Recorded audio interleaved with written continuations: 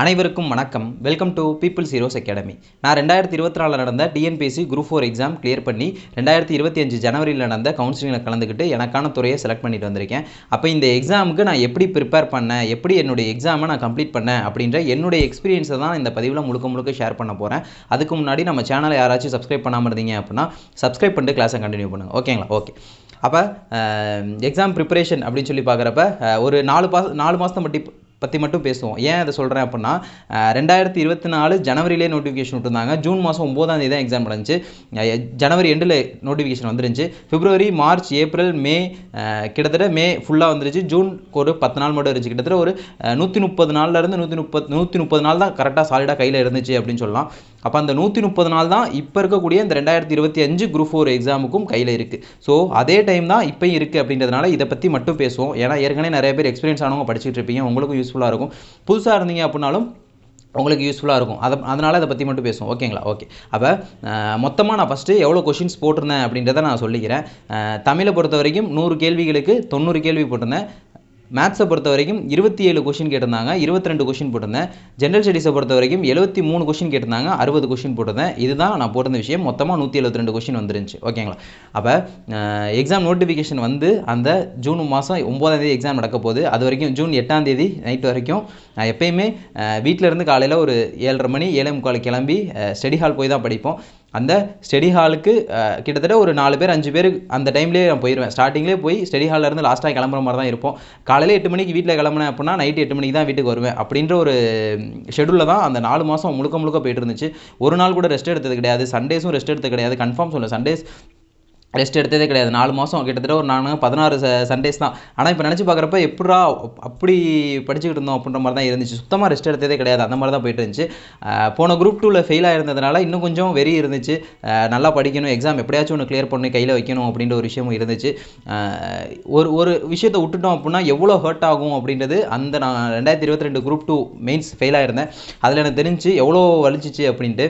அதனால் இன்னொரு தடவை அந்த வழியை நம்ம ஃபீல் பண்ணக்கூடாது அப்படின்ற ஒரு மைண்ட் செட்லேயும் படிச்சுக்கிட்டு இருந்தேன். அதே மைண்ட் செட்டை நீங்களும் உருவாக்கிக்கங்க. நம்ம தோற்று நம்ம கிடைக்காது அப்படின்னு சொல்லி நினைக்கிறப்ப அது ரொம்ப கஷ்டமாக இருக்கும். அதுக்காக நம்ம ரொம்ப ஒர்க் பண்ணியிருப்போம்.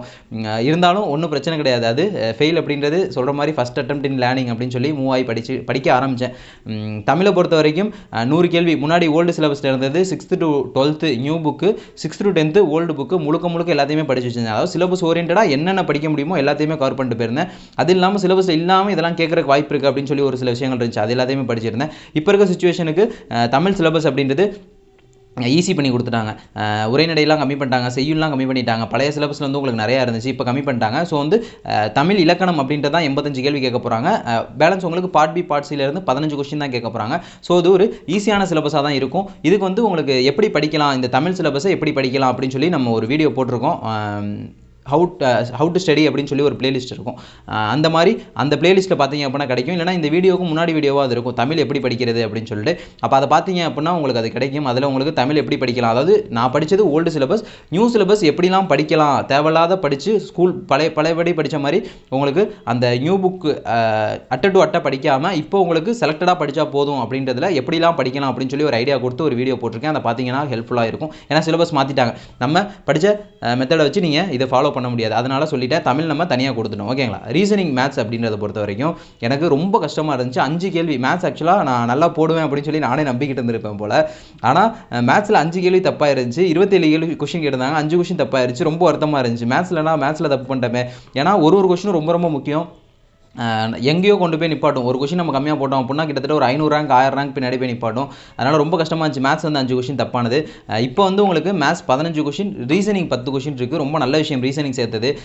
நம்மளாம் வந்து இப்போ பேங்கிங் ஆஸ்பிரன்ஸ், எஸ்எஸ்சி ஆஸ்பிரன்ஸ்லாம் எடுத்தீங்க அப்படின்னா ஒரே விஷயத்தான் போட்டு ஒரு ரீசனிங்கையும் மேத்ஸையும் போட்டு பார்த்துட்டு இருப்பாங்க, இங்கிலீஷை படிச்சுட்டு இருப்பாங்க. எல்லா எக்ஸாம்ஸும் எழுத முடியும். ஆனால் டிஎன்பிஎஸ்சியை பொறுத்த வரைக்கும் டிஎன்பிஎஸ்சி எக்ஸாம் படிக்கிறோம், டிஎன்பிஎஸ்சி எக்ஸாம் மட்டும் தான் படிக்க முடியும், எழுத முடியும். அந்த மாதிரி ஒரு சிலபஸ் நமக்கு.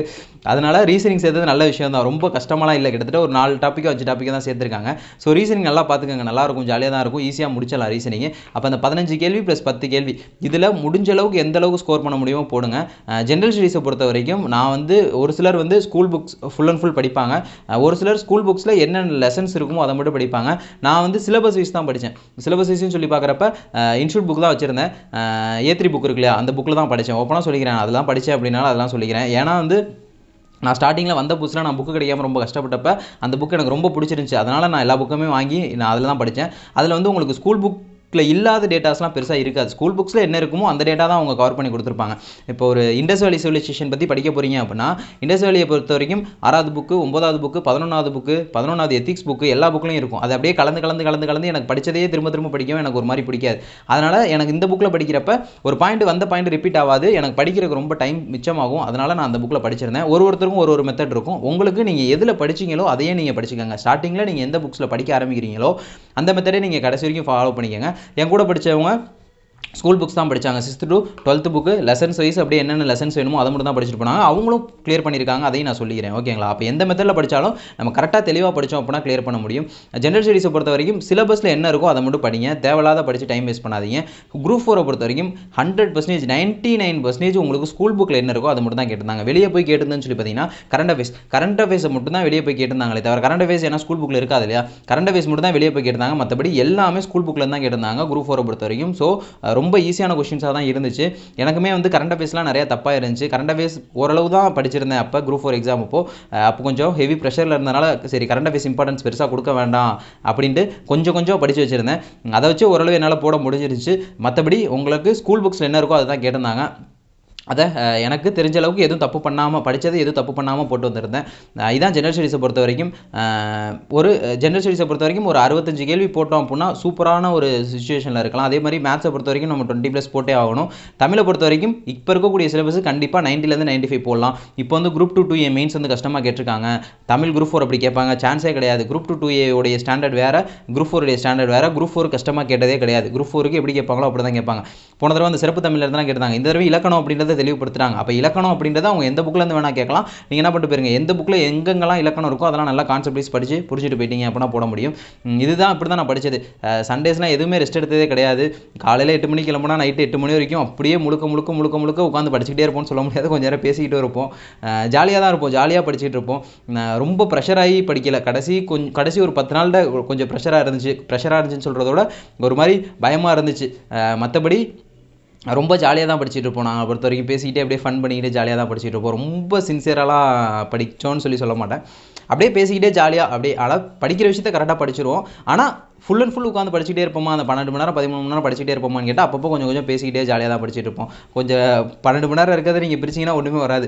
கொஞ்சம் நேரம் போய் டீ குடிச்சிட்டு வருவோம், கொஞ்சம் நேரம் மதியானம் சாப்பிட போயிட்டு வருவோம், ஈவினிங் திரும்ப டீ குடிச்சிட்டு வருவோம், அப்புறம் திரும்ப கொஞ்சம் நேரம் ஸ்நாக்ஸ் சாப்பிடுவோம், கொஞ்சம் நேரம் பேசுறது, இப்படியே கிட்டத்தட்ட ஒரு 2 மணி நேரம் போயிடும். ஆனால் ஒரு 10 மணி நேரம் ப்ராப்பராக படித்தோம் அப்படின்றது என்னால் கண்டிப்பாக சொல்ல முடியும். டெய்லி ஒரு 10 ஹவர்ஸ் படிப்பேன் அப்படின்றத என்னால் கண்டிப்பாக சொல்ல முடியும்.